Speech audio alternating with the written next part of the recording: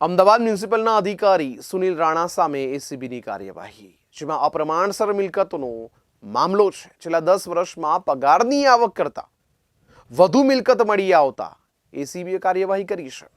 Sunil Rana એએમસીના Shahpur વોર્ડના inspector તરીકે ફરજ બજાવતા હતા।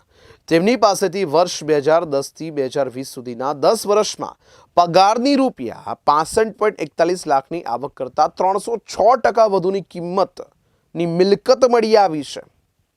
સુનિલ રાણાની પત્ની અને દીકરાના નામે 3 મકાન અને 1.50 કરોડની ફિક્સ ડિપોઝિટ સહિત રૂપિયા 2.75 કરોડની અપ્રમાણસર મિલકતો મળી આવી હતી, જેના પગલે એસીબીએ કાર્યવાહી કરીને ગુનો નોંધ્યો છે।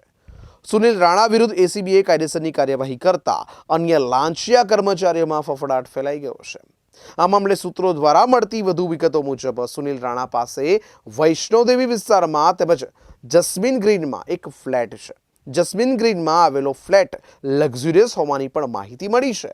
આ સિવાય અગોરા રેસિડેન્સીમાં પણ ફ્લેટ છે, જે પત્નીના નામે છે। સુનિલ રાણાએ આ ફ્લેટ વર્ષ 2014માં ખરીદ્યો હોવાનું કહેવાય છે। બે ફ્લેટ, એક બાલાજી અગોરા મોલમાં આવેલું છે ત્યાં, અને બીજો જાસ્મીન ગ્રીન કરી અને વૈષ્ણોદેવી પાસે છે સ્કીમ એમાં, અને ખાડિયાની અંદર એક મિલકત તેઓએ વસાવેલી છે તે શોધી કાઢેલી છે।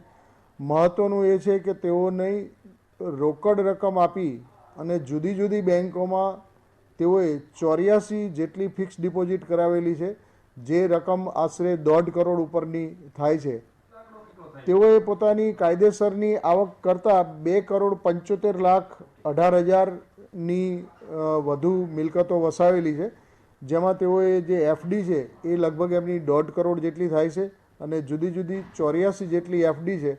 આ તમામ બેંકમાં તેઓની એફડી ફ્રીઝ કરવા માટે થઈ અને એની કાર્યવાહી ચાલુ કરવામાં આવેલી છે।